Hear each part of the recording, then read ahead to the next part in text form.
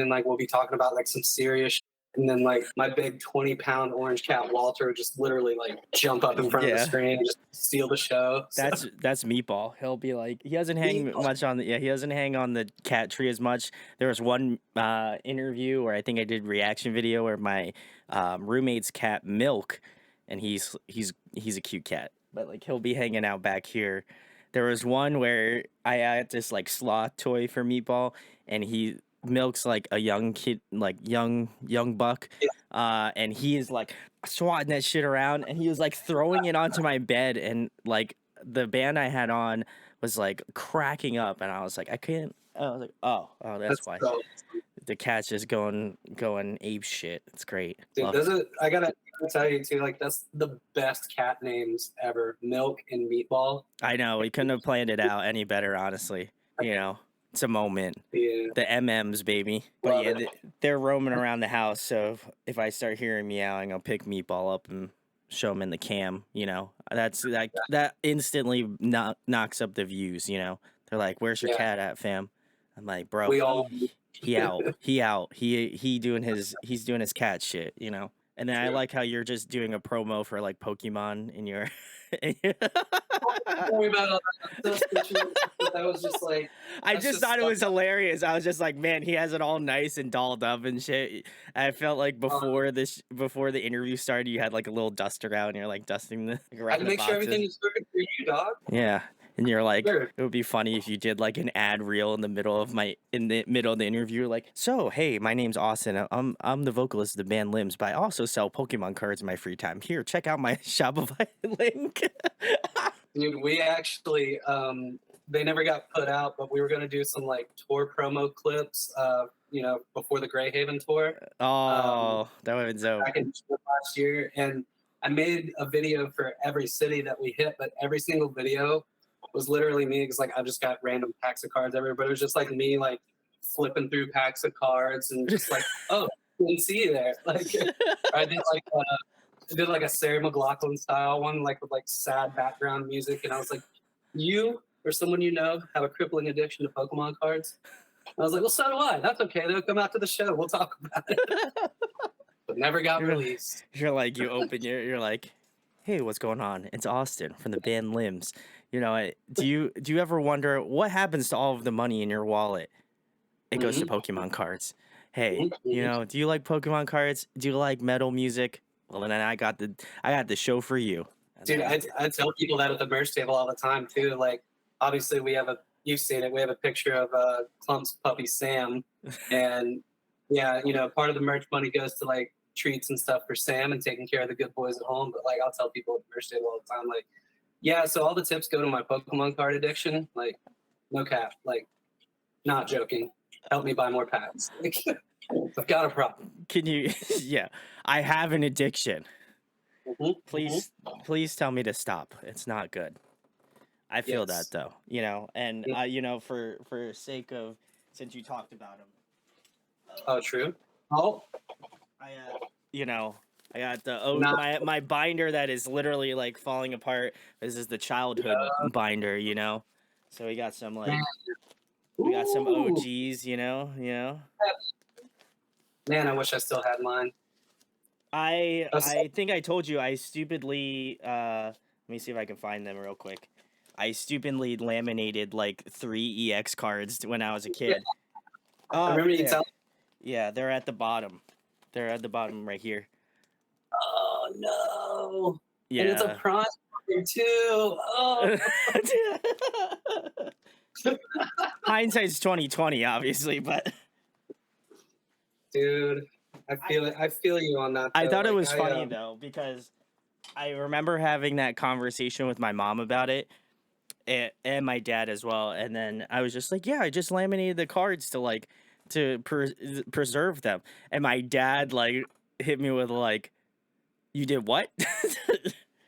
So even your dad knew it was wrong, even back in the day. Yeah, well, he used to own a consignment store, so like he knew. He's like, even if like, he's like, that's a card that's probably going to be worth like right now like $15 to $30. And he's like, I can only imagine how much it's going to be worth like when you're older. Yeah, so those E series cards ain't cheap. They Yeah. are not, no. So I feel really bad. So I'm gonna have to try to, guys, if you know any ways to fix that, can do that. How to laminate Just something. unlaminate it. How do we do? How do it? E-house. Show me the e-house. Send me a For send me a me. link. How to unlaminate something without destroying said Uh, content. Oh my god. yeah. 20 minutes later. How's it going, guys? Welcome to Audio Addiction. We have Limbs again. This is like the fourth time, I think, now on the channel. Yeah. And you already know the boy, but he can say his name and what he does in the band. Yo, what's up, everyone? This is Austin. I sing in a band called Limbs. And I'm Wow. here for with Brandon. It is the fourth time. This is the set. I think the last interview I did was with Jordan, and it was just Jordan.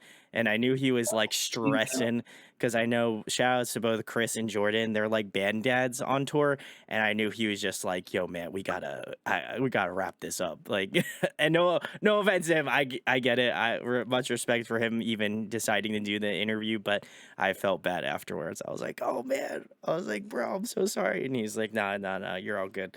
He's just like, I just get real stressed like before the show, especially since like I'm pretty sure the last time I saw you guys was with Beartooth prior to obviously seeing you guys more currently before that point. Yeah. So, because I didn't go to the Grey Haven All the way one. back. That one hurt. That one hurt. I wanted to go to that one. Sick tour. It was a great tour. a lot of fun. That was probably the tour I regretted not going to the most. Like I knew I should have bought a ticket to go and then, relied on my morals of being like, "Oh, well, I could get a band interview there," and then didn't have anything happen. So then I was like, "Well, it's sold out. So what am I going to do now? I guess I'm going to sigh and like cry in my room." But then I had Brent on like a month or two later and it was great. So big salutes to Brent. I love him. He's awesome. Yeah. He sent me a record. Shout So Boys. love my Hey. boys. Yeah, he sent me. I was telling him how much I needed to complete my Grey Haven collection, and I was like, I don't have Cult America, and he's like, oh, I have an extra one. I'll just mail it to you. So what a sweetheart. So I got it for free 99. I think Boy. Austin's gonna send me one of those Pokemon packs in the back. I think after. Got you. Just kidding. I got you. I'm gonna send you a little sweet treat care package. Nah, you don't. You don't have to. It's cool. I was just joking.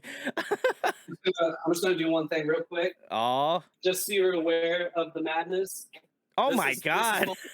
That's full of packs. Oh man. So don't worry about it. I got you. I don't need this. It'll probably go to my roommate. Shout out to Alex. He's the Pokemon master collector over here. But yeah, Austin, thank you for coming back on. I know we were trying to set something up at the show, but just with how like -4 degrees it was outside that day, I didn't want to be like Han Solo in the block of carbonite. So we decided just not to do it. So it's a little bit, I would argue it's a little bit warmer within our homes now, so it works Very out. much so. That was hands down the coldest day on tour. It was like a brick outside. Like I am not even joking, guys. If you went to the Philly show, it was so cold. Like it was probably about one of the coldest shows I've been to in quite a hot minute. And even thinking about it, I'm a little chilly. So cold. But Austin, I don't remember asking you this the first time I had you on when I interviewed you with Limbs back when you guys were on tour with Beartooth. But I wanted to know how you joined the band, because I feel like you seem like you were in bands before this point, and I don't feel like there's a lot of like knowledge on how you wind up joining the band, because obviously I knew Chris prior to Limbs signing to Unified and stuff, but I don't know too much about your background and where you came from, so this is my time to learn up, as the kids say. I don't know, I'm not a kid anymore, so but but I wanted to know how you kind of got started out in music. I did a little Sliber sleuthing, and I did see you did like a lot of like open mic sessions. You were playing some acoustic stuff, and I was like, man, he's and then I saw you live and I was like, man, this dude rips. So I wanted to know how you kind of got your start out in just doing music in general. Like, is your family very musical, and is that where your love of music came from? Yeah, I mean, in a nutshell, yeah, like both my grandfather and my dad were both drummers. So Oh, drums was my wow. drums was my first love growing up, and but I got the voice from my mom. I sound just like my mom. She was a gospel singer, Ah, so I had it on both sides of the table. And yeah, pretty early on, music was just kind of a big deal for me. I wanted to play drums all the time. Like I started really, as far as singing goes, like I started really trying to like find my own voice when I was, 12, 13. hmm, But, when I was that young, no clue what I'm doing, obviously. But like listening to bands like Linkin Park and The Used and Thursday, I'm like, okay, these are my favorite bands. I'm just going to try to do what what these they're guys are doing. doing. Yeah. Yeah. But bands like that in the early post-hardcore scene from like the early to mid 2000s definitely shaped my path for what I wanted to do musically. And like I played in some local bands. Like I grew up in Panama City. I think I've told you that before. We talked a bit about my hometown. I'm here Yeah. again finally, after being gone for a decade. So, but growing up here was sick, man. The music scene back in the day was thriving. This was like a major hub for any and all things hardcore and metalcore, and just the scene in general was sick. It's still thriving to this day. It's a little different nowadays, but very thankful to have grown up in such a active scene, so Sure. to speak. Yeah. And then, like first couple of shows I ever went to, I hadn't really been playing in any bands or anything, but like the first show I ever went to, I remember was this band called Agony Scene, which Hmm. I don't know if they're still a band or not, but the Agony Scene in like 2004 in like this little downtown venue, and they played with a bunch of metal bands. And like I left that show, I was like, yeah, I want to do that. Like the energy and just like everything going on, and like seeing like a mosh pit for the first time, and like having no idea what I'd gotten myself into. Like I was fucking hooked. But yeah, from that moment on, like I played in a handful of local bands.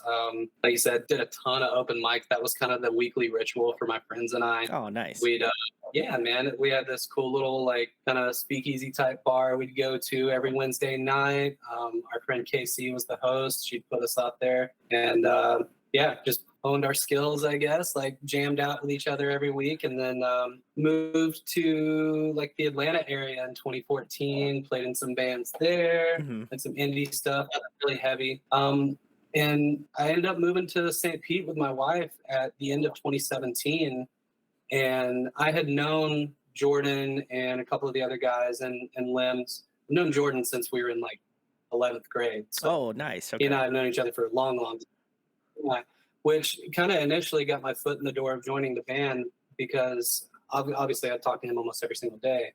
But in late 2018, Chris, the old vocalist, he's working at a coffee shop downtown in St. Pete at the time, but he hit me up. He's like, hey, man, come get some coffee. I want to talk to you about something. Okay, sure. Because like we knew each other, but we didn't know each other super well. Oh, okay. Yeah. Yeah. So I go down there and he's like, hey, so we've got Limbs has this tour coming up. I'm not going to be able to make it. Is there any chance you'd want to like fill in for me just on this like short run? Which was weird to me because again, like I said, I haven't played heavy music in years. I've been playing a bunch of indie stuff. So Okay. yeah, So you were I didn't even know of touch with that a little bit. a little bit. Yeah, man. So like it was kind of a whoa, what the F moment for him to ask me. And I was like, yeah, like we can like go to some practices and see how it works and like take him there. He's like, okay, cool. And then like not even 10 seconds after this, he goes, well, if you're cool with that and it goes well, like how would you feel about taking over full time? Just threw that at me like on a whim. And I was just like, what? So yeah, that was like huge, like Wow. holy shit. Yeah. Sure. Yeah. So I told him I'd think about it, see how this run went, obviously. But that run that we did at the end of 2018, which was my first handful of shows with the band, was with the boys in Sentinels and Currents. Yeah, sick little My run. boys. I love those. I love those guys. Mm-hmm. And yeah, dude, it went great. So we came back home from that. They did have tryouts from UNFD. UNFD just wanted to kind of put feelers out there and get the best person for the job. Sure. So, Yeah. totally.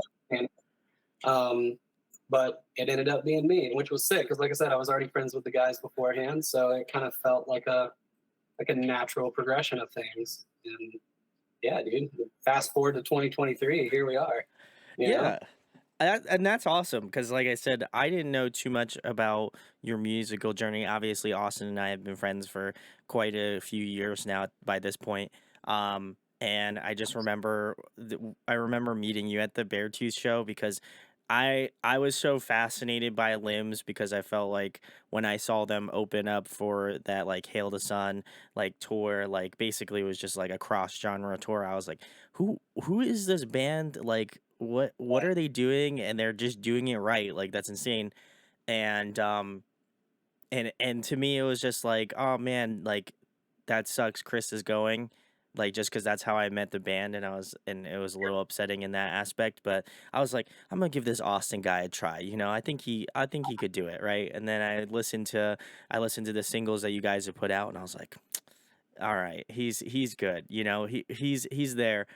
And then as you guys have kind of progressed over the years, I listened to Como Year last year, and for people who maybe aren't familiar, I put that as one of my favorite EPs from last year. One of the best EPs. If you haven't gotten the chance to listen to it, I would highly recommend it. It's like the perfect mix of like heavy emotional, the title track. If that shit don't get stuck in your head, like I don't, you got problems, but like, you know, it's okay, you know. But I feel like Coma Year gets stuck in my head almost every day now. At this point I get that like melody, I hear Austin do his like clean vocals at the beginning, and I'm just like, ooh, okay girl, get it, you know. And I just go back and listen to that EP. You know, I've been telling Austin I'm hitting the gym, so I throw that on in my, you know, gym rotation for albums, and I'm just like, man, you know, it's like I get more and more invested in it the more that I listen to it. So again, if you haven't listened to it, I'll drop a link in the description. You should go give it some love. But yeah, I just feel like I feel like over the time, like I was initially hesitant about, you know, obviously Chris being replaced, but I honestly, now looking back on it, I don't think they could have found a better replacement. Like you just fit the sound super well. And I also feel like you have taken the sound in a way better direction than what I was initially thinking about what you were doing, you know, what Limbs was going to be doing after this. So I think you've been killing it. So, and also you sound great live too. Listen, I'm not, this isn't me trying to show for Austin. I legitimately, he did not pay me to say this. I just want to confirm with everyone, no paid sponsorship on these comments here, but I genuinely saw them like a couple months ago, and I was like, damn, Austin's just crushing it live. You know, it's just every time I see you guys, you just get better and better. So, next time I'm just gonna expect nothing but insane energy now. You know, I know it was a little If it's cold the last time, so it was it may have been the bones were, you know, the bones were a little rough. You even mentioned it in when yeah, you're like, it's a cold one here. yeah, dude. So if we're Florida not man couldn't perfect, take it. dude, yeah, my Florida man was showing that day for sure.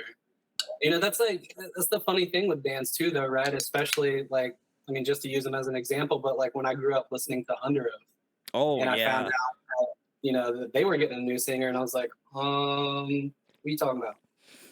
So like, you know, I didn't know what to think. I didn't know how to feel about that because I had loved Dallas. You know, that's like the Under Oath that I grew up with. But like, sure. I feel like we took a similar path in the sense that like changing of the guard, you know, from Chris to myself, like we still sound like us, but just like Under Oath, that they kind of made a different progression and explored like different, you know, areas of post-hardcore and metalcore and like a different side of heavy music. And like that's what I'm super thankful for, is like the guys were down to write collectively and for us to be able to all come together and like find our sound, you know. hmm So and I feel like we really did that with Coma Year. You know, because like you said, the singles that we put out were kind of just like feeler tracks for me, like just, you know, kind of getting my feet wet to see like what, you know, where we were going to take things. But like I'm super stoked where we're at as a band now, and you know, got some new stuff in the works, so super hyped about that too. Oh But yeah, yeah, and I also forgot to mention the EP before that one, Only the Lonely. No, go check that one out too. That one's great. But it's just cool again seeing that progression. I think when you had joined the band, I think both either Stare and Abandon, I think were like the one. Either Abandon had just come out when I dropped the interview, and I was like, yeah, I'm like I'm feeling it. Like it still kept a lot of the same energy, and that's what I think I liked about it initially. But I was like, also anytime a member change, anytime there's a member change in a band, it's always like, how are they going to get through this storm? It's like, especially a vocalist that is like, that's a crucial part of the band, and for you to kind of integrate so easily, and then also to just be so. I feel like for them to kind of build around you, and obviously vice versa. Yeah, I think with each release has just kind of gotten, at least for me personally, and seeing what you guys have been doing over the years, I think it's like Coma Year is the best iteration thus far, and I'm really excited to see what's next. I did see you guys tease that you were working with a certain someone named Landon Tours, so Yeah, something's in the works, something's in the water. yeah, we got a chance to go up there, Jordan, Chris, and myself, and spend a week up there with him in his studio, kind of Oh, hashing some okay. new stuff All out, right. working on some new songs. It was a really great experience for me too, because I feel like as a vocalist, I'm always going to be able to get better at what I do. Oh yeah, Like there's never going to be, yeah, I mean, just like with anything else, any other craft, like there's never going to be a point where you're like, yeah, dude, I'm good. I know yeah, I'm everything. the best. Yeah, Yeah, I don't need to. I could stop right now and be like the Kobe Bryant of the music industry. right.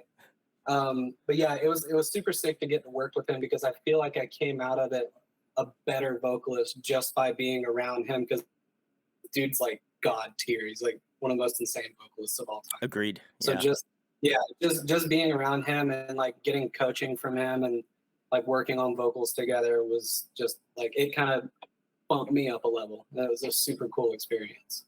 Yeah, I'm very excited, and also I think Landon's just been killing it, not only from like the production aspect of things, but like Yeah, I found out he did a song off like the new Invent Anime album, and I was like, huh? Like what? That's awesome. So how, sick. how good is that record? Like, Oh, it's gonna be. I can already feel it's gonna be at least top three, 100%. Like I just want to save space just in case, but I think we all know it's probably gonna be pretty close. it's so But still, we yeah, still got it's so some. I mean, we still got some good bands releasing stuff. Currents is gonna be releasing their new album. I hear there's a new Silent Planet in the works. oh, I hear really? I hear a couple birdies singing. There are some bands out there that they got some stuff. Loathe might be working on some new stuff. So I think the we're still early. We're in March right now, so I don't want to count the chickens before they hatch, but I do want to say Invan Anime has like at least two steps ahead of every other band right now in terms of releasing music. So, I Yeah, dude. we're gonna have to see where it's at. But um the next question I have for you, Austin, is obviously for people who maybe aren't familiar with Limbs, and this is the first interview they check out. Thank you for watching, appreciate it. Um, Yeah. but what song would you recommend off of Coma Year to kind of give fans an idea of what you guys do in your sound? Honestly, I mean, the easy answer is the title track, Coma Year. Duh. But if somebody had never heard us before and I wanted to give them like the full spectrum of like what we do, I'd say like I'd say hit up Slow Burn. Yeah. Oh, all Yeah. right. It's like my favorite song for us to play live now that we've been, playing our new stuff on the road. But I feel like that song encompasses like everything that we set out to do, like like Jordan and Tyler have said a million times, like big fight riffs and chorus, like catchy choruses and fight riffs. Like, and that song's got both. It's got some heavy, it's got some singy parts, it's got some breakdowns. Like, I feel like that might be the first one I'd guide him to, because Come Here like is a little bit more. It's the softer, like it's the second softest song we have. I would Like, agree. Yeah. yeah, it's a little bit more. I don't want to say easy core, but it's still heavy, but it's a different kind of heavy.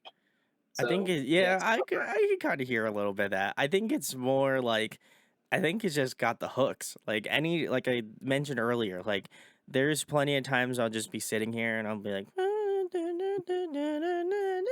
and just like not even intentionally like be thinking about it, but I'm just like, man, that melody slaps. Like, how did I?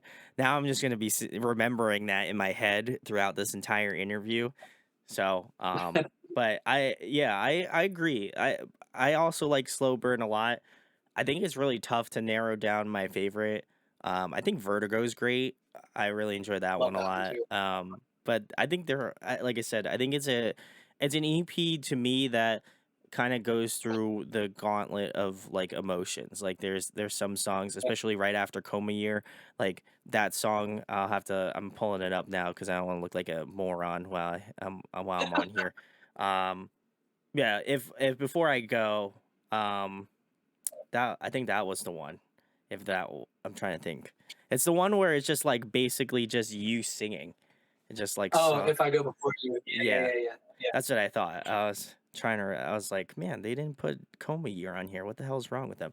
Unified. What's going on? I'm on your website right now, and there's no Coma Year, bro. Yeah, This is I this. wish we could play that one live. That one's like that. And that was one of the last ones we had written in the studio with Chris Wiseman, who worked on us for that whole release. And that Salute. was just like, yeah, there was like it was just something different. You know, it wasn't. We weren't setting out to like write like a crazy like chaotic like super chunky heavy riff heavy song, and like that one kind of just flowed naturally. And that's probably my second favorite song on the record. Oh, Yeah, okay. Yeah, yeah, that one's good. I think the reason why I think that one hits so hard for me is like just like how like emotional, like uplifting like Coma Year is, and then you get into like some real like emo sad boy vibes with If I yeah. Go Before You. You know, it's like it's I think I described it when I was doing kind of my live EPs and stuff. I think it's like the perfect roller coaster. Like it's got really great up, like the whole EP really has these great up and down moments where like you you kind of feel for like some of the larger emotional things that go on within the album, and just to kind of read some of the backstories on some of the songs and how they were like put together and stuff. I think it made me feel more emotion going into the album, and then just really latching onto it more and more with each listen, because you're able to be more invested in like the writing and like the way that you kind of wrote some of these songs. Like to me it was like, oh man, like I feel this, like like when you were saying that you like you had your dad pass away, like it was like my aunt passed away like last year, and so I felt like that was kind of like that was a song I listened to like Yeah. not moments like a couple like weeks after that or months after that.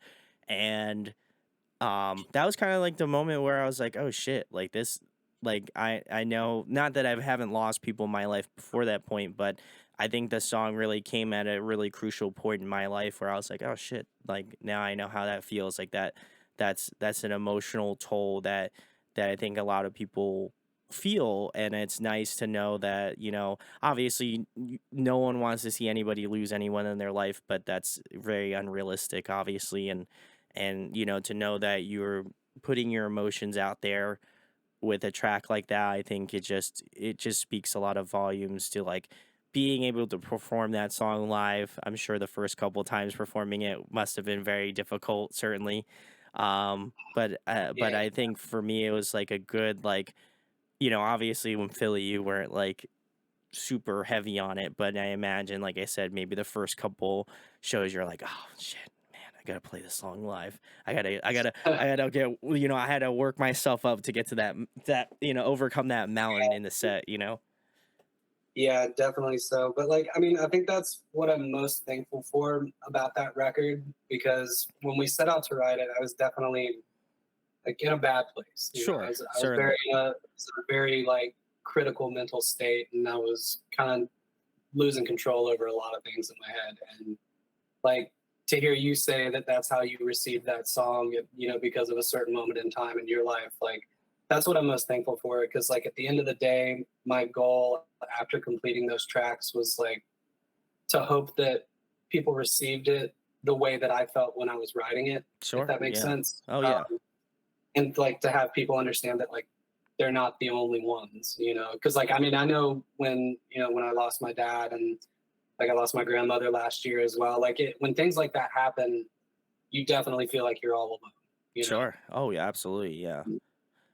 And so I had hoped with putting that record out that it would make people realize that they're not Yeah, alone. no. I think that's kind of like the main talking points that I always have with like artists is that like over the 7 years of doing this and even before this being in the scene, like I think that's originally what had got me like invested in having artists on because I knew how much it affected me at a young age and like going through traumatic experiences and knowing that like my scene where I was at like helped me to kind of realize some of the shit in my life and try to kind of navigate it in the best way and like I'm Yeah, grateful and thankful for the community that I've been able to grow here and obviously even before that and just like finding my own community in the area. I think that's kind of my goal and I imagine that's very similarly with Limbs as well is just to find that community of people that um understand those sorts of things. Like, I think there's an important aspect to having that like emotional connection with artists. That's what continues to draw me to this type of music is that like there's such this dynamic delivery of lyrics, but also at the same point, like they're so like they cut like a knife. Like there's something about it that like again when I was listening to Coma Year, I was just like, man, like that that chorus cuts so hard like like it's it's so poignant in the way that it's worded that it's like man this sucks but like I can feel that raw emotion and I think that that's an important aspect to have so I got to give you a lot of kudos for writing in a difficult time like that because I yeah. don't think that's easy. I mean I obviously can't speak for that but it's not an easy It, task I know.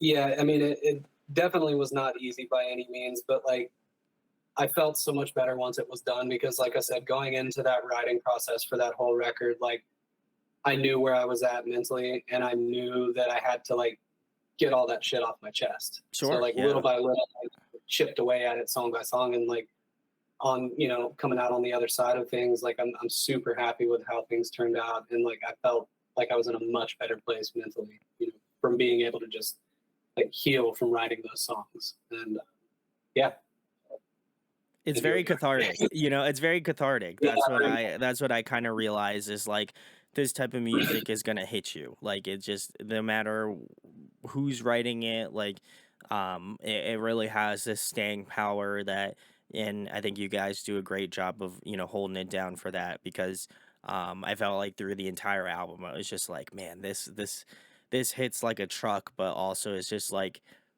so crucial, especially in a time where I feel like again, especially within the scene, like artists are just free to write how they want to write about stuff, and I think yeah, that that's such a great thing. And I feel like it gets kind of discounted a lot, because you're just like, yeah, like I'm really writing about this and stuff like that. And like, to have moments on an album where you're like, holding back the tears. I mean, that's kind of nuts, and who I don't think that would have been on my, 2020 bingo card. Like I talked about this in a previous interview I did where like I listened to the new Prada album and, yeah, every time I get to Cancer, I'm just like, fuck.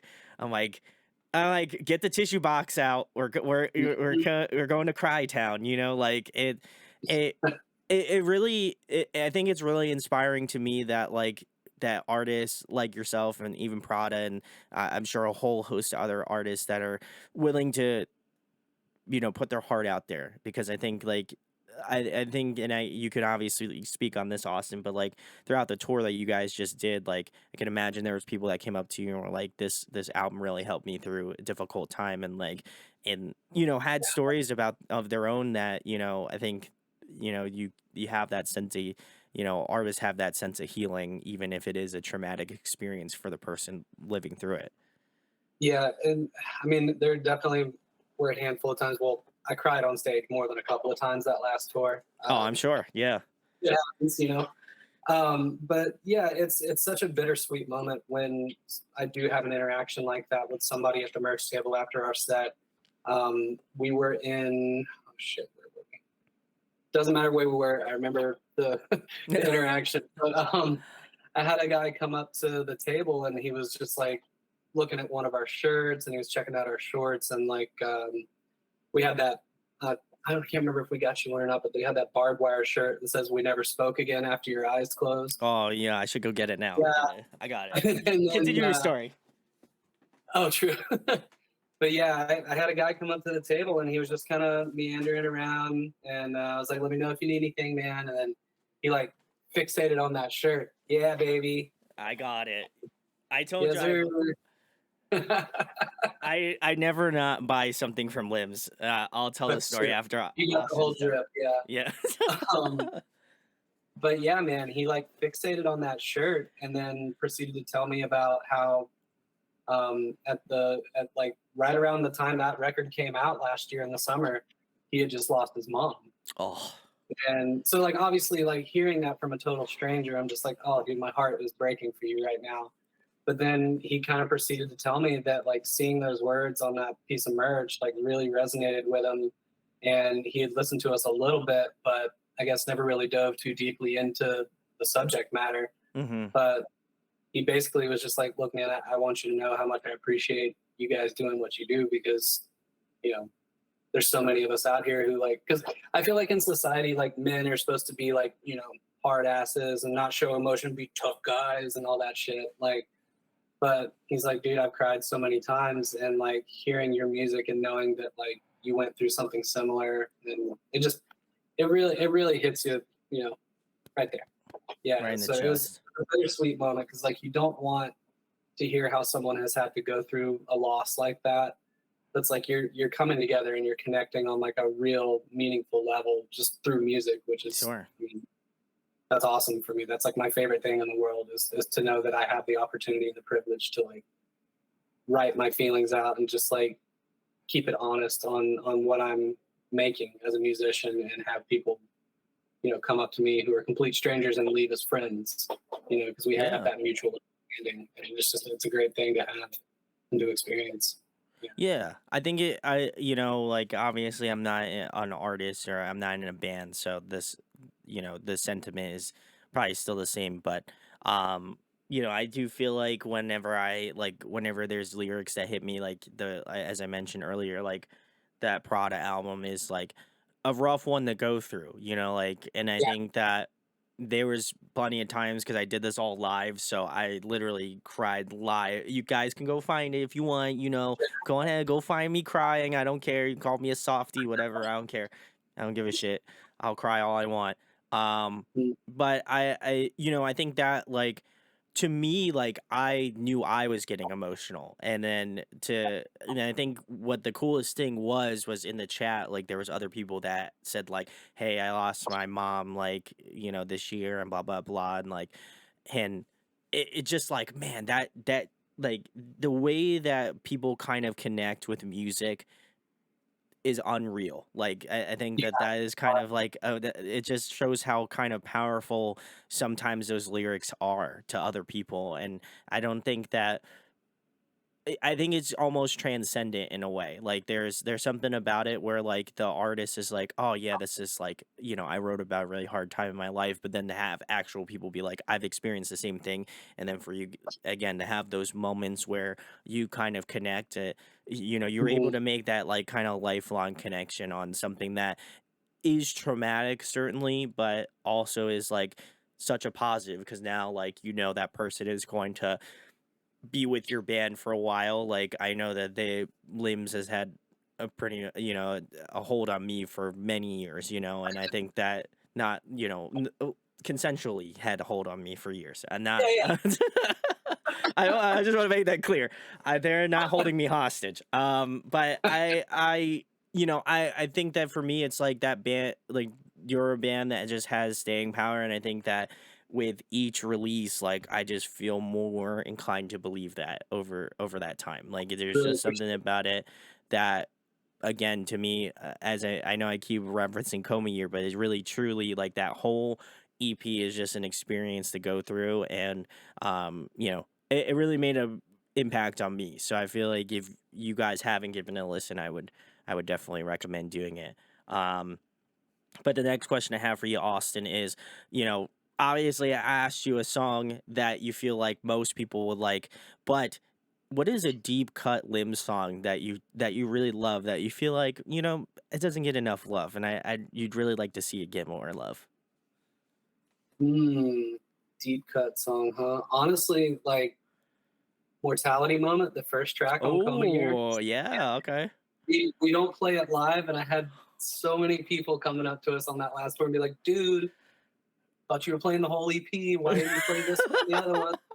That is Sorry. true. I also kind of thought the same thing. Yeah, So yeah, definitely that one because like we didn't do a video for it, we didn't do a visualizer. I think there's a visualizer for it, but yeah, we really didn't do a whole lot for that one. But that's one of my favorite songs on there too. I mean, obviously I'm biased and I like them all because we wrote them, but yeah, I guess you could call that one a deep cut for sure. Um, yeah, I hope we get to play it live soon though. It's just super, Oof. just super bouncy and like heavy and like I hope we get to bust that one out. I Yeah, also I'd say hope that's that as well. It's a great opener, like I yeah. think it's a good. Like I said, I would hope you guys play like the EP slash album. I don't know what it is. I think it's an EP, but Technically an EP, but it's technically, also yeah. like 37 minutes long or something like I don't know how long. It's like half an hour. I So just like put in my EPs of the year. It's fine. It's yeah, an EP now. I'm for calling it. I'm putting my stake in the ground. It's an EP. sure. Just so I don't have to, like, somebody's like, well, technically it's an album. It should be on your out. No, man, come on. It's my Yeah, favorite EP of the year. Just remember that. Um, yeah. but yeah, that's a great one. I would love to hear, yeah. And then the other one I'd like to hear is, If I Go Before You. I feel like that one would be interesting, and to hear the take live. I feel like that'd be very, very, very neat. We had kind of dabbled with the idea before this last tour about opening the set with that. Yeah, because well, it's like super soft and Yeah, yeah, ethereal. yeah. Very end, it I feel hits like you really could hard. close out the show. I feel like you could Or close out the before show. it That would be closes kind of tight, actually.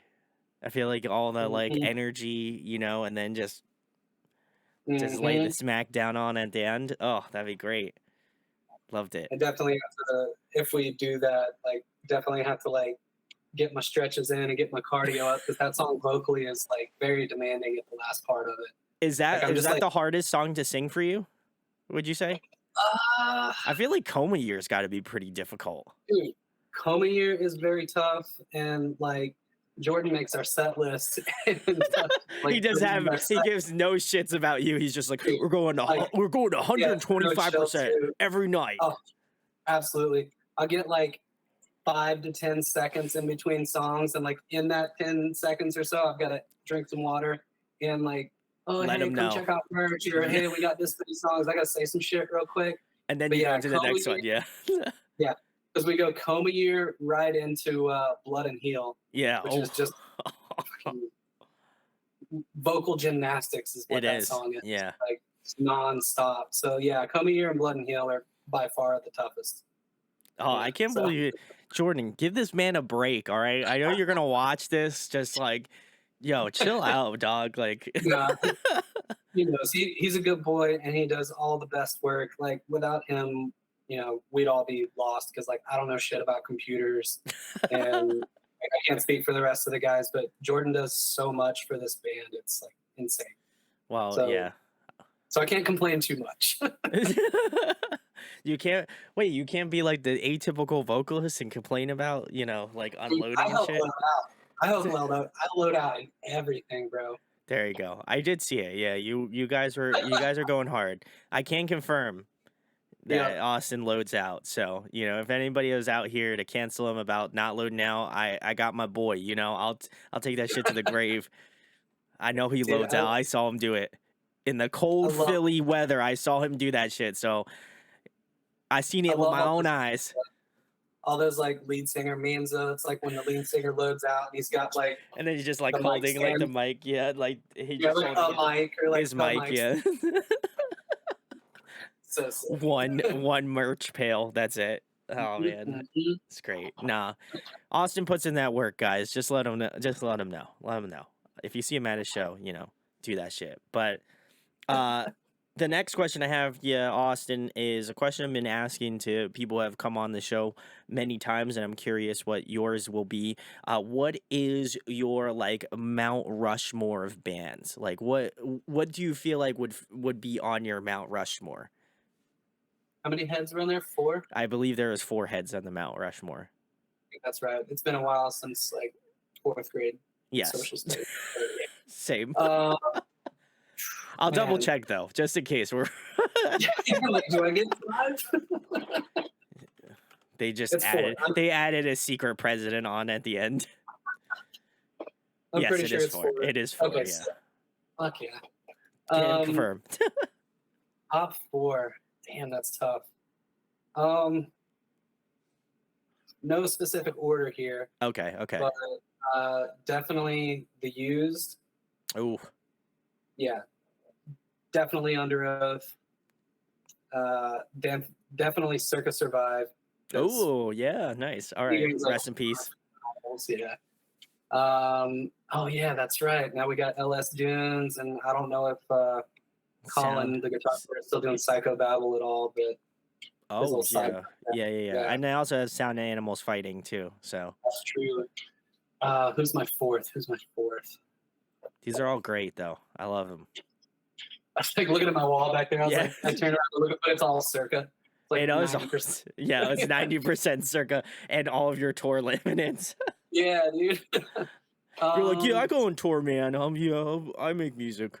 Hey, I was proud, dude. I found that frame in a moving I know, box. it and looks great. I it's love it. frame. You So did great. fancy.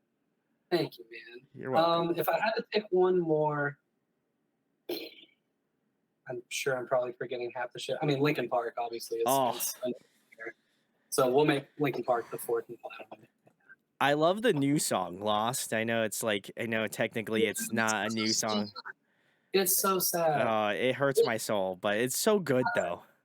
Was that like an unreleased demo that they finished, or how did like? I think, from my knowledge, is that it was like one of the last. I think it's like one of the last songs that Spencer or not.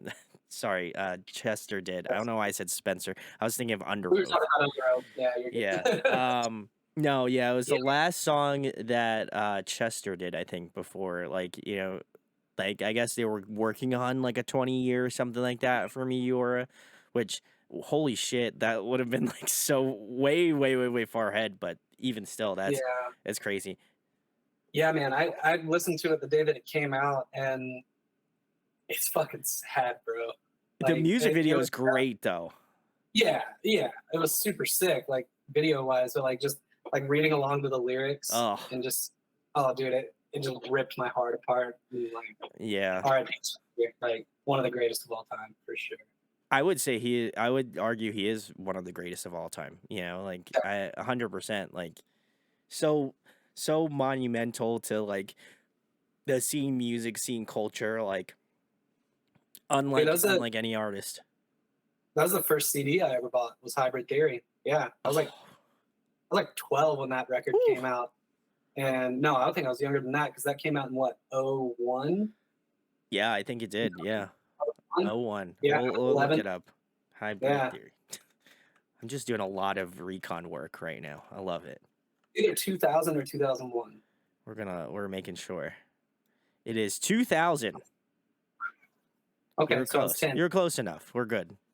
Yeah, I remember buying that CD and just like that was like one of the first introductions to heavy music for me because like my dad started me on the good shit, the Zeppelin, the Black Sabbath, all the classics and everything that. Oh yeah. I had never heard like heavy vocals like that before, and dude, I remember the first time I listened to it, like track 1, Paper Cut, and I was like, oh!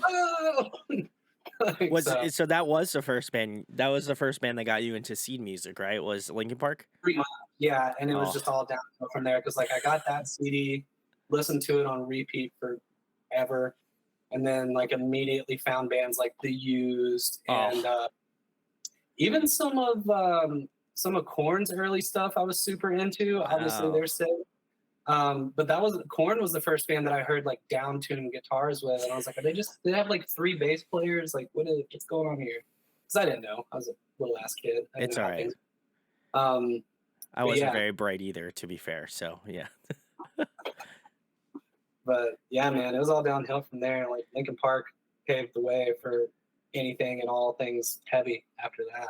Oh yeah. I'm trying to think. I think well, I grew up in a religious household, so I'm pretty sure my first like introduction to heavy music was like either like Prada, ABR, or yeah, Prada, ABR, or Under Oath. I think those were the holy trinity. That Yeah, was all I was allowed to listen to. I was like, yeah, no, oh, they're screaming about Jesus. That's what they're yeah. doing. It's funny. It's funny you say that because I grew up in a very strict religious household as well. So like my parents split up when I was like 2, so I always had 2 households. So like my mom's side of the family was the very strict, very cookie cutter, like hardcore 4 times a week going to church Christian Ooh. household. And like, if it weren't for my dad, like I would go to my dad's house every other weekend, and if it weren't for him, I probably wouldn't be a musician in general. Like because he definitely like piqued my interest. He took me to my first show. He bought me that Linkin Park CD. He let me play drums whenever I wanted to. Like he definitely encouraged all things, rock and roll. And like my mom's place is like the polar opposite for all that too. Like I remember I remember getting my CDs taken away and I got my Pokemon cards taken away because Pokemon No. cards are the best, Yes, they are. obviously. Of course, yeah, they are. It's probably why I still love them so much and Yeah, in they're my the later they're years the now. Like, devil. This is the devil on my shoulder right now. Is this Raichu Funko oh, Pop? I got a tiny little Pikachu on my desk. Oh yeah, I got the whole family. I got my whole and then I have Pikachu, Pichu, of course. Nice, Yeah, nice. And I got a we're roster nerds, Dragon Ball. guys. Just remember that. Yeah, Nerd I need a full alert. set. That's the only one I got. I got 7-star ball. That's it right now. I need the rest of them. There you go. Make that wish, baby. You gotta give Austin his balls. Give them back. Don't take that I out need of my balls context. traded. Yeah, don't take that out of context, guys. I don't need that. People are gonna splice this and put it on TikTok and just be like, "You said he needs balls." Come on, totally okay with that. Yeah, but you were showing your ball off, so I mean it's fine. They know what type of balls you need, so Yes, they do. yeah. I'm sorry, I'm sorry, Unify. They're gonna be Dude, like, whatever. what the fuck's this, man? It don't matter. It's all right, yeah. No, that's awesome. I do. It's crazy. It's crazy how much it's crazy how many bands that I have on, and they reference Linkin Park. Like to think how much of an impact you would have to have as an artist, like on just the general population of people who listen to like alternative music. I don't feel like you can ever go a conversation without anybody saying like, "Oh, I've never No. listened to Linkin Park." I feel like they just had this like this staying power as a band. I was at work and I wanted to listen to like the 20th anniversary Meteora, and I was just like, oh man, Mhm. these songs, man, they're just so timeless. Like there's something about it, even at being like 20 years old, they're still like so timeless. It's insane to Mhm. me. So Oh, dude, I go back and listen to those records all the time. Like, I even like got on a weird kick. Like, do you remember Reanimation? Like oh, in woo. between Hyper Theory and Meteora. Yeah, with like the Jay-Z remix and like Executioners, like those dudes Oh like yeah. tables and stuff. So Collision sick. And that was Course. and that was like something completely different. Obviously, like them as a band, they were always like outside the box, like, taking rap and metal and rock and kind of just all mashing it together. And that was their dig. But yeah, dude, Reanimation I listened to again the other day and forgot how crazy it is. Like just some of the production and like just the electronic work and like everything in general on that release is nuts. Like the fact they were able to take all those songs they had and just completely like reshape them. So much fun to listen to. It is awesome. I think I've said this before. I don't know if I've actually ever said it in an interview or not. But I just feel like they were always before their time. They were like a type of band that like just like I said, going back to that statement about being timeless, they're just that band that you put their music on, and no matter like what they've done, like it just feels like, oh, was that released like a year ago? No, well, it was Yeah. released 20 years ago. Yep. So I think that just I feel like if you can do that as a band, you have made your mark on society in that sort of way. So big salutes to Linkin Park. Mike For Shinoda, sure. I know you watch my content, so I do appreciate it. If you'd like to come on, that would be dope. Good. From one Asian brother to another, you'd be doing me a service. So I'd appreciate it. Thanks. Shout out to Mike Shinoda. Uh, clip that, please. That if there was anything to clip, you need to clip that clip. So I'm just kidding. I mean, I'm not actually. If you did that, I'd be fucking stoked. But the next question I have for you, Austin, I loved. I want to give a shout out to your Mount Rushmore. That was fantastic. Couldn't even think of 4 greater bands to exist. So love it. But the next question I have for you, Austin, is what are you currently listening to? What's on your Spotify? What have you been jamming to recently? I'm definitely a creature of habit. So like my Spotify list is like short because I keep going back to like the same 5 and 6 things. But I've been jamming Color Decay by Prada a lot, obviously. I've also think that Jordan been on a big pop kick. So yeah, I know, definitely outside my wheelhouse, but like there's this pop artist named Julia Michaels, and it was on our changeover playlist on tour. But she has this I song called did, "Salt." yeah. I heard some of that, and I was like, "Is this Julia Michaels? What the hell?" Yeah, dude, I can't get enough. So like I've been on a weird pop kick with that. I've been listening to a lot of Moths too, like Pure Like Porcelain, obviously, and the rest of their EP. And let's see what else is on there right now. Oh, dude, 1056. You ever fuck with that band? Oh yeah, the Aaron Matz baby. Dude, they're Ooh. like the heaviest thing ever, and that's He's why I great. love them so much. Yeah, dude. Like, I remember when I first heard, what was that song they put out? Chemo. I heard Oh that song yes. Chemo Oh when it my came out. gosh. Dude, I was literally at the gym, and it came on my Spotify, and I just like I stopped what I was doing. I was like, "What the fuck is this?" Because dude, it is. It's just It is. ungodly. Yeah, it And that's is. what I love about it. So yeah, I've been bumping a lot of 1056 and been listening to a lot of podcasts too. I mean, we're always in the van listening to stuff, but listen to Sword and Scale a lot. It's like a true crime podcast. It's just a Nice. bunch There of you go. murder and shit. And, Murder. which coincidentally enough, like 85 to 90% of those episodes come out of Florida. So I don't know what that says about my home state, but yeah, here we are. Yeah, You know what they say, Florida man does what Florida man does, so that's very true. Very that's true. big facts. Well, listen, this is gonna be my petition for everybody listening. This is the moment here. I would love for Limbs and like Mods to Flames to tour together. So like since you guys are on like the same label, that could be like a label tour, and then you might as well just throw Invent Animate on there since you guys are label mates, and then like you might as well also throw on like Silent Planet because I'm pretty sure they're also with Unified if my memory serves me correct as well. I'm not Yeah. 100% sure on that. So if it's not, then post Brandon will edit that part out. Uh, but yeah, I don't know. I feel like Well, yeah, I feel like a unified tour should happen. I'm just saying. They had we the Pure we Noise tour, like yeah, I think it's possible.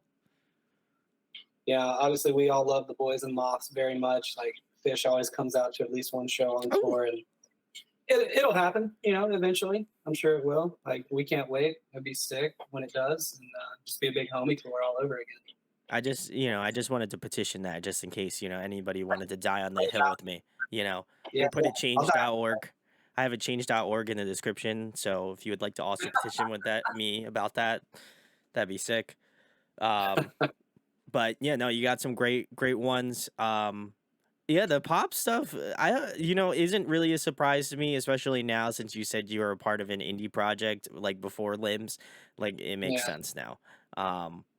So I love that. Do you ever wish that you would would you ever start another indie project, or you feel like you're just like I'm the metalcore, I'm doing the metalcore shit now? Jordan and I have definitely joked around about like writing a pop record, like an indie pop record, All right, all right. because like he's got a great pop voice. Like anytime we're in the car and he's like singing along to shit, I'm like, dude, you need to be doing more of that live. Like He that's sounds that shit great. I He love. sounds great. Yeah, he sounds great live too. Yeah, it's so good. But yeah, I would love to do that just for funsies. Like Jordan and I sit down, write a pop record, or we were also talking about there's a lot of stuff I've written over the years, just like on an acoustic that is more kind of bluegrassy kind of vibes, and that's something I've kind of been playing with the idea of actually sitting down and putting something together with that.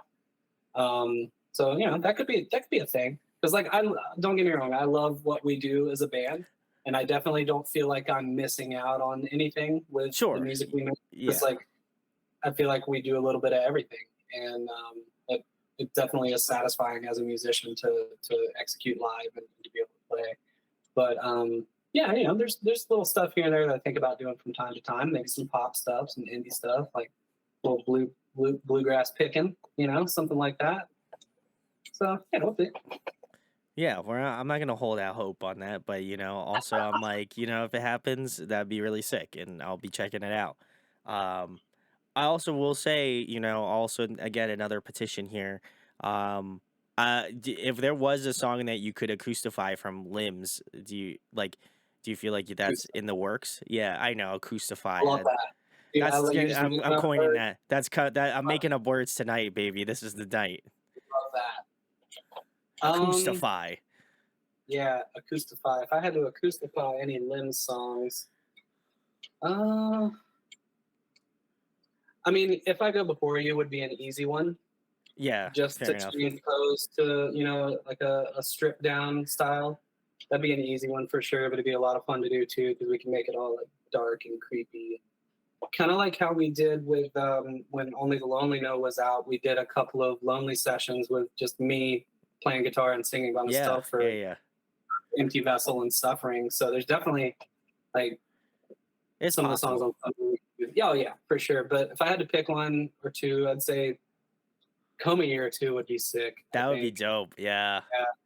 Just to have some good drivey acoustic guitars, maybe like some hand percussion going on, like some cool background stuff. Yeah, I'd be down with that for sure. I feel like that would be sick. I don't know how you I was gonna say like, yeah, you should do Blood and Heal, and then it's just like,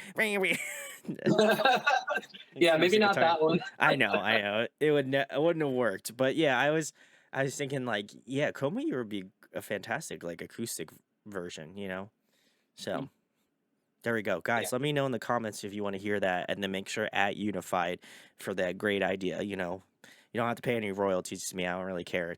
So.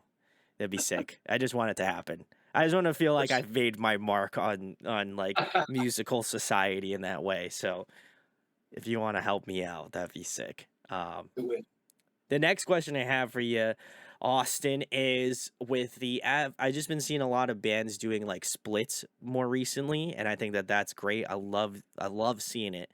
Is there any band that you would love to do like a split album with? Yeah, there's a few. Okay. Wow. All right. Respect. I would love, and they've already done a split. So Holding Absence did that split with Alpha Wolf, which was so sick.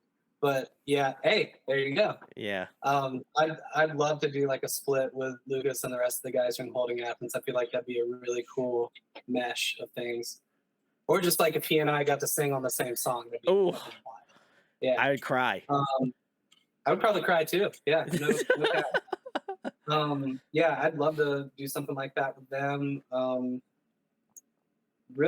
really love to rock something with the Dayseeker Boys too. That'd be a lot of fun. Just because they're one of my favorite bands aside from like being homies. Don't tempt me with a good time, man. That would be awesome. Dude, that's a band that I should have mentioned when we were talking about our Spotify lineups, because like Sleep Talk and their newest record just stays on rotation all the time. Yeah, always. That would be great. I feel like especially since I feel like the last time I talked to Dayseeker, like they've gone more in like I feel like they've meshed like Hurt Wave and like Dayseeker, like Dude, did the like exactly. the fucking That fusion was, form from Dragon Ball Z, and yeah, now they're like one complete band. that was my take on that newest record as well. Because like, there's definitely still plenty of heavy moments on it, but they've really leaned into the electronic side of things. Like you hit the nail on the head. That's exactly what I thought about it too. It's kind of like if the Midnight was heavy. Yes. That's like Yes. that's what I explain it to people. I'm just like, do you like the Midnight? And you're like, yes. And you're like, do you imagine if they had heavy guitars? No. I'm like, okay, well, you should still check this out because this is like the Midnight if they were heavy, and had That's that's the perfect analogy. Yeah. some like beautiful melodies. But yeah, oh man, you and Rory on a track. Oh, it That'd be said me. wild. That would set me. Yeah. You would just see me in the background of like a reaction video, be like, let's go, my boys, let's go. I'd be so Yeah. hyped. That'd be Yeah, amazing. I'm happy for those boys. They're killing it so hard right now. Oh yeah, they're doing great. Big salutes to them. I know they're going out with Silverstein if they're not already out on tour now with them. So, which is insane. Yeah. That's so good. Love Silverstein too. Shane, you're an influence on me. Love that. Because I know he watches my show, so I feel like I gotta give him a shout out. Every time I name drop someone, I am hoping one time I actually name drop someone and they comment, they're like, "Yeah, I've actually been a fan for like a couple years now." I'd like punch a hole straight through my computer. I'm so fucking hyped about that. Not actually because I don't want to replace my monitors, but yeah, I'd think about it. My fist would definitely be thinking about it. I just stop I'd stop right in front of right in front of the camera. That's awesome. The next question I have for you, Austin, is a fun question. I'm pretty sure I asked you this the last time, but I always love getting your take on it. What is your favorite food to eat? Just in general, or like just in general? In general, pizza. It's gotta be pizza if nothing else. Like either Just that or plain pizza. Oh, dude, I'm not a maniac. I don't know, man. You just said pizza. Pepperoni, and basil. That's okay. Yes. Okay. Simple. Yeah. Real Italian. Yeah. Shout out to this place here in Panama City called Mosey's. They make the best pizza, and they don't get mad at me when I order the same shit every single time. So pepperoni and basil all day long. That's the move. Yeah, but you've been to New York City, where like the best pizza's at. Yeah. Yeah, that's like Joey. I was gonna say Joey. Yeah. Joey will have a stand on this as well for sure because he lives in Connecticut, near New Haven, which is the pizza capital of the country apparently. Like Modern and Sally's Pizza, like those are apparently the places. Those are the two best pizzas in the country. And I had Modern. It's pretty damn good. But it's different, it's like New Haven style. So it's like coal fired, super duper thing, which is awesome. But yeah, I've been to New York a handful of times too, but New York pizza's got its own thing going. And dude, there's no such thing as bad pizza though, right? I mean, okay. I'm going to backpedal on that one a little bit because there is bad pizza, but like it's still pizza. So it's edible. I feel you. Yeah, it's not like there's like I kind of attribute to you could have sushi pretty much anywhere, but you probably wouldn't want to have sushi from like South Dakota because like where are you getting the fish from? Or like on this last run, Tyler got a spicy crab roll from a Love's truck stop at like 4 a.m. So he rolled the dice. Oh, he said it wasn't bad. So and then proceeded to have diarrhea for like the rest of the tour. I think he was okay. I mean, he must have like an iron gut. Something, dude. But yeah, maybe don't get the truck stop sushi. That's yeah. Oh, I also have to follow up on this because I did comment on I think one of your Instagram videos where you're like, are you gonna kill Tyler yet? Because I remember you talking about it, and I feel like Tyler's not dead from what I last messaged him, which was I asked him what corn dogs are, and then he told me. So and then Wait, what? yeah, okay, Wait, I'm gonna pull this up so I have the receipts, I guys. need to know. I will. It's great. It was probably one of the funniest shits I can think of here. Let me I'll scroll through it, but yeah, the gas station shit is not good. Oh, okay.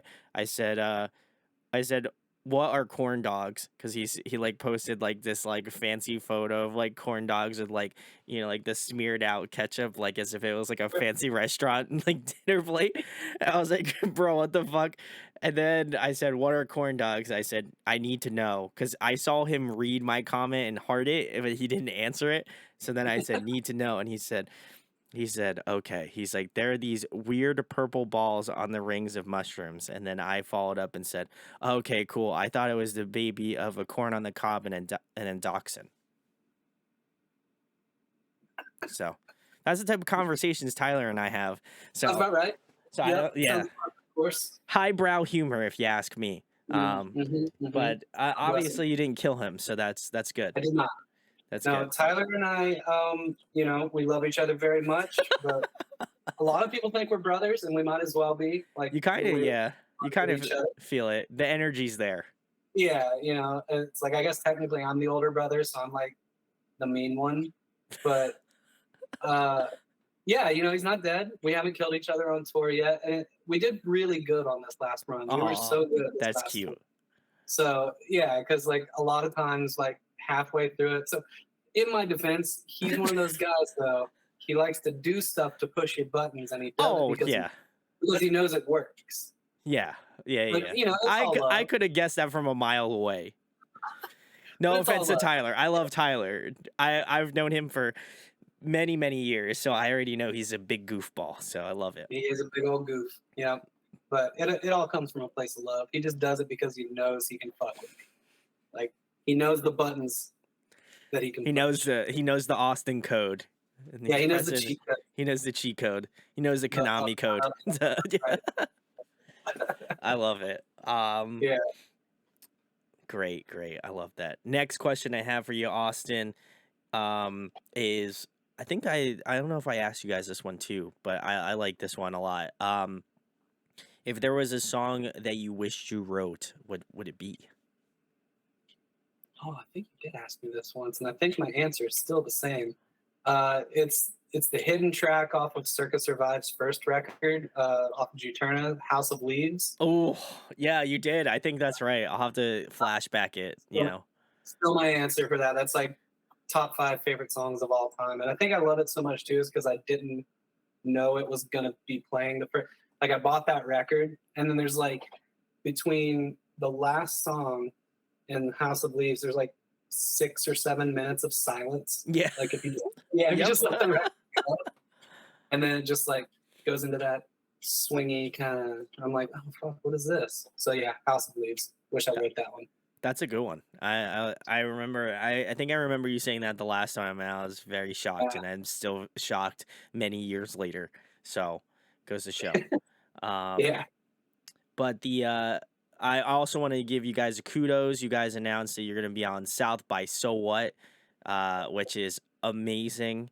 Kudos to you guys. I'm very excited. Are there any artists that you're excited to see that's on your date? Who are you excited to see, Austin? I need to know. Well, I definitely want to see Thursday. I think they're one of my favorite bands of all time.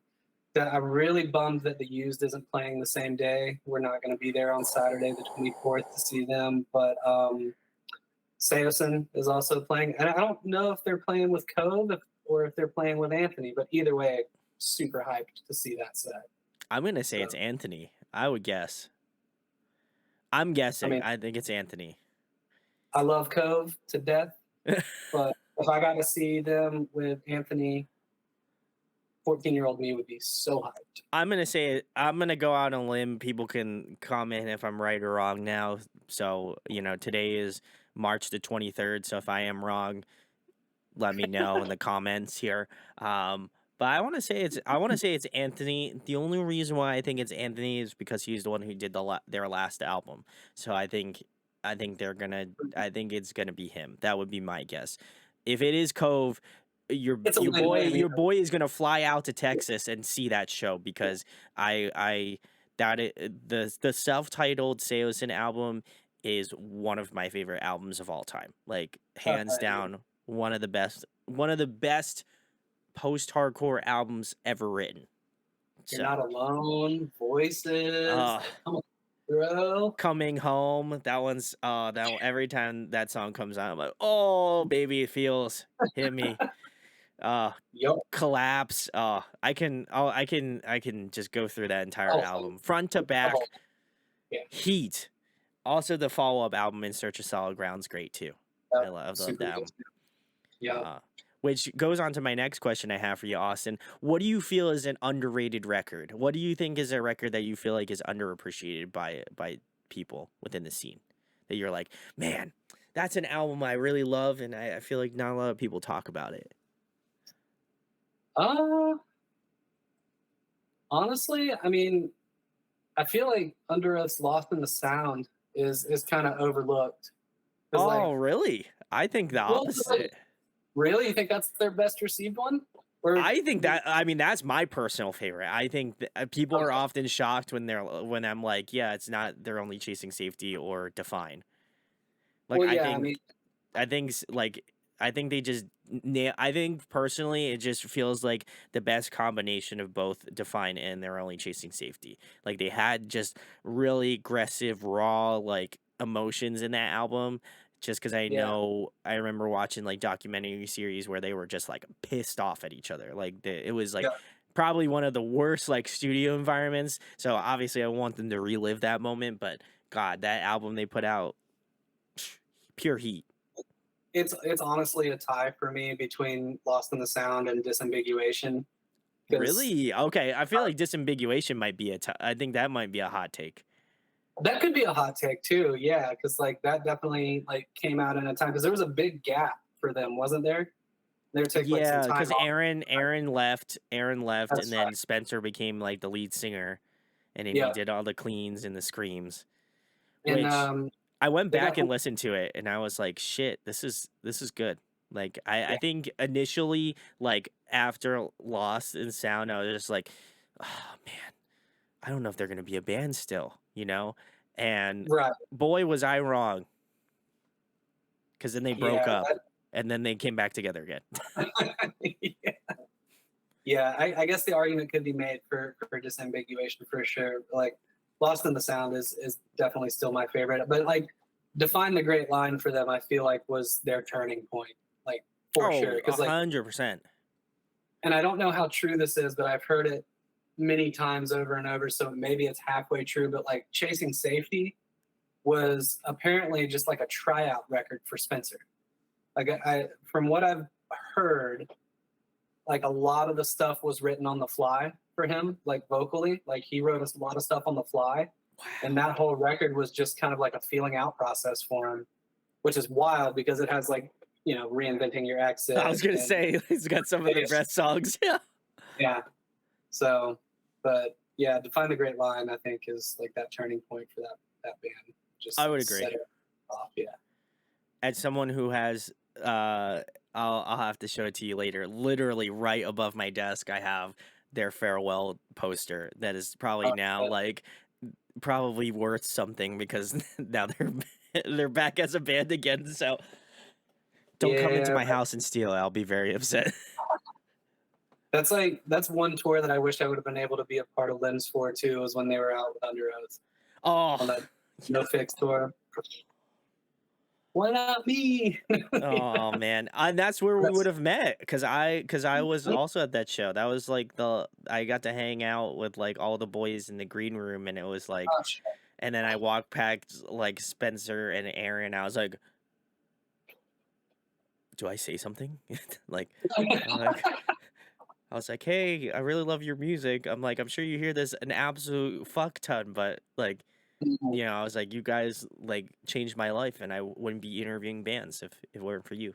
and they were like, "Oh, thanks, man, really appreciate it," and then gave me a handshake and like ran off, but they were very nice. So Oh, any awesome. interaction I've met with them, they've been super wholesome. So Speaking of like things that have been overlooked, like with records and whatnot, but I feel like an argument could be made for the Sleepwave record that Spencer did. Remember Sleepwave? yes, oh my god, yeah, yeah, yeah, I yeah. feel like I feel like the Under Oath hype like completely overshadowed like once they started getting going again. Like I think people forgot like how sick that record is.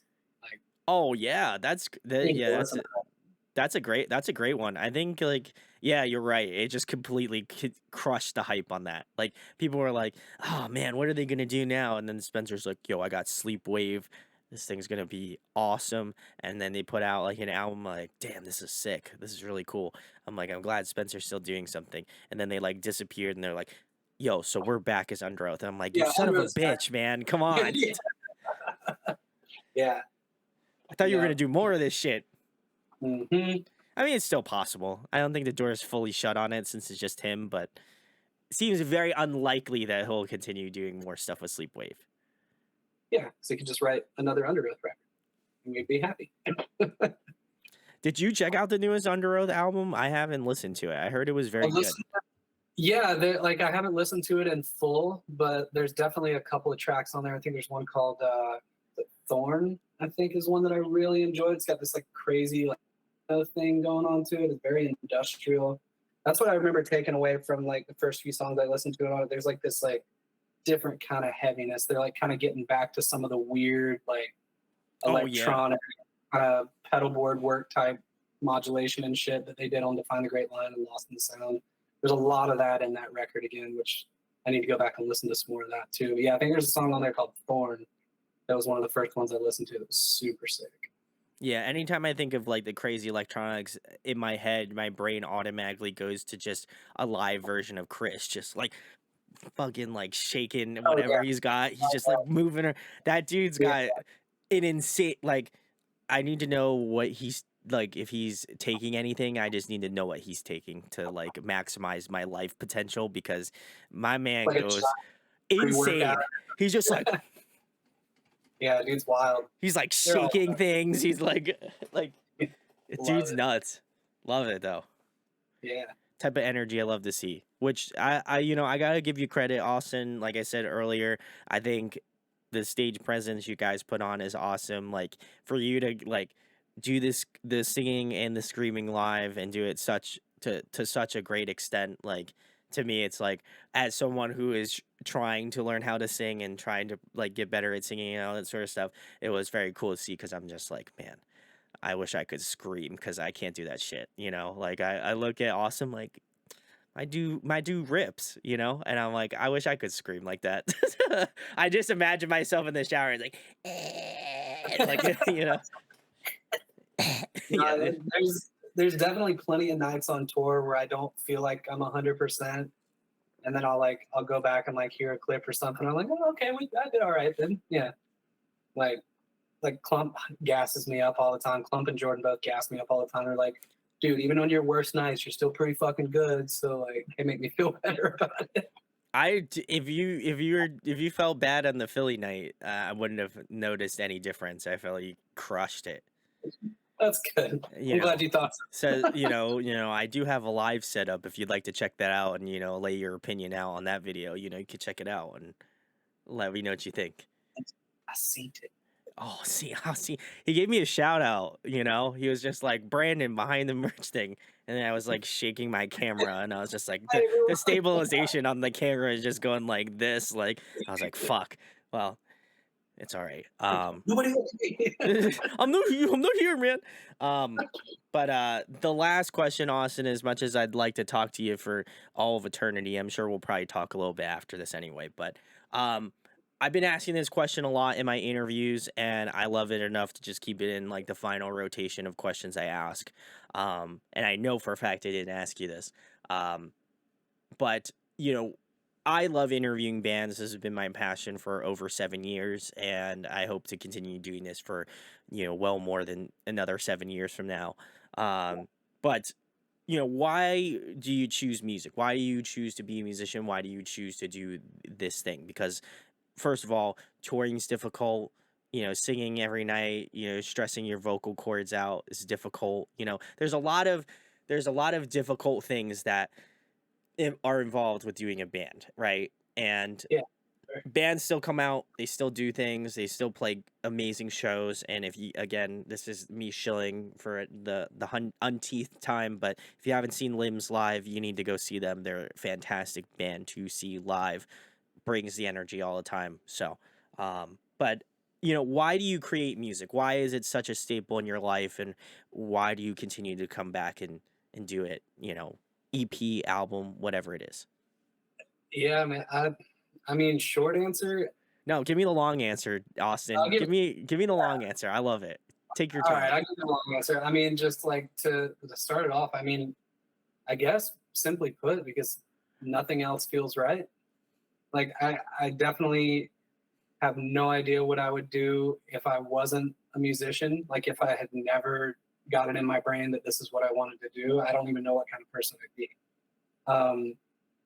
Because like music has saved my ass so many times, and like remembering and looking back on things like that is definitely the reason why I never want to give up. Why I kind of just want to keep working my ass off no matter what. Because like I definitely wouldn't feel like myself if I wasn't constantly, you know, reaching for that, Sure. looking Yeah. to like put out that next song or play that next show or, travel. And, like you said, I mean, it's tough in so many aspects. Like so many people, unfortunately, decide to walk away from, whatever it is they're pursuing because it is so tough Mm-hmm. and things can be so demanding. But, it's always been my dream. This is always what I've wanted to do. And I really don't like giving up on shit. So yeah, man, I don't know.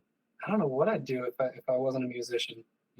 I'd probably be like stuck on a boat somewhere, like doing some boat work or some shit. Which, that's fine. I love doing that too. But yeah, I wouldn't be me. I feel like I'd be missing something for sure. Yeah, because like I'm too deep in it now to give up. You know what I mean? Like I've been way too deep in it to just like hang it up and walk away. So we can't do that.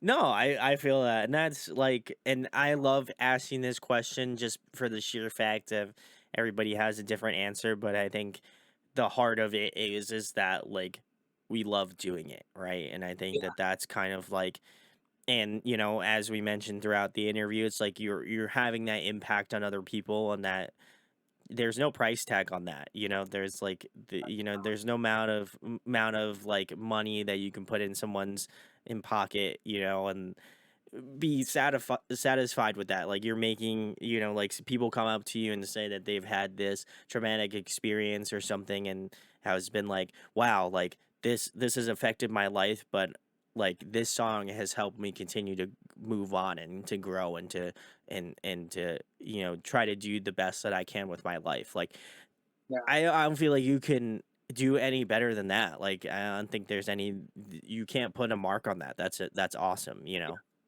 definitely not. I mean, because it is absolutely one of those things that I use as therapy, that I use as like, a cathartic experience. Like you said earlier, if I'm going through some shit, my first notion is to be creative, to try to like purge that from myself and to like figure out a way that, I can create something out of a bad experience or, whatever it is happening in my life at the time. But like, like I said, if I didn't have music and I wasn't doing what I do, I feel like there'd be so many other aspects of like my existence in this world that would just be so fucked up.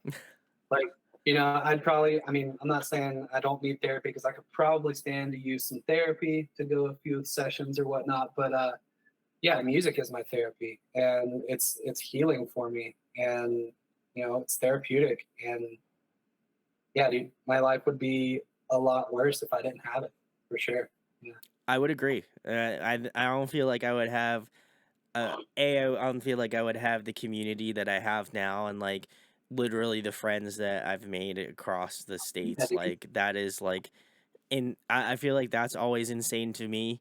And I think it makes me feel extra grateful that people give enough of a shit to watch what I do, and I also feel like it gives me that platform to be able to share bands that I love, people that I love to talk with, and so I hope that if people watch this, like go see Austin at a show, go see any of the Limbs guys. They're all like adorable human beings, so please like go check them out. Like if you go hang out at a show, just I know sometimes it's like very intimidating to go up to people and like talk to them about what they do, but honestly, the only one that bites may be Tyler, and that's like he's a wild card, so you never really know. But like Well, I'm just kidding, he doesn't bite anybody. I don't know if it's different. no, you're good. Yeah, man. I mean, I second everything you just said. I mean, that's my favorite thing. Is like, because sometimes people are kind of timid. They like, I feel like, I mean, I've done it plenty of times too, like seeing bands live, and I like put these people on a pedestal, and like I forget that they're also just probably regular ass people. They're musicians and they're awesome, but they're regular dudes, and sometimes you just gotta be like, hey man, what's up? The dudes being bros, yeah. You gotta be the homies. Yeah, you gotta be the Exactly. bro. That's how I meet all of my friends here, all of my touring friends. Is just that, you know, I just tell them I love them so much, and then and then I give them my nice kiss goodbye, and then Mhm. the next time we hug it out, and that's it. And it's great, Yeah. And now we're a family. It's awesome. If I wasn't playing music, we maybe would have never met because like It's true. I've only been to Philly like on the road. I know you don't like in Philly, but yeah, I maybe wouldn't be in that part of the country ever. Not saying we would never be friends because you're awesome, but thanks to music. Yeah, exactly. So Music brings about friendship, yes, and that's awesome. But we're gonna end on that posy note. I love it. But Austin, I have to ask, the reason why you're on here, most people have made it to the end here. I'd imagine, if you made it to the end, I love you. Thank you for hanging out with us tonight. But check out Limbs, and Austin can tell you guys where you can find Limbs at, all that sort of stuff, what they have coming up next, and this is your time to show, Austin. yeah. I mean, for everybody listening out there and watching at home as well. I mean, you can find us everywhere on the internet at Who Is Limbs on Twitter, Instagram, all that good stuff. Listen to us on Apple Music and Spotify. Watch our music videos on the YouTubes, and like and subscribe to our channel. Don't forget to do the same for our boy here at Audio Addiction. And yeah, I already that's did it. that long ago. I Oh, subscribed to Limbs like I'm pretty sure I was sub 100. Not to not not to not to say dang. anything, but I On for notifications. of course I do. Come on. What type of heathen would I be if I did not put notifications on? I love hearing a new Limbs track. So, you know, I'm already on the ball, Unless, Hell yeah. they send it to me early, and then that's even better. I can't give you that link. Guys, I can't give you that link. That's No, not kosher. confidence. Yeah.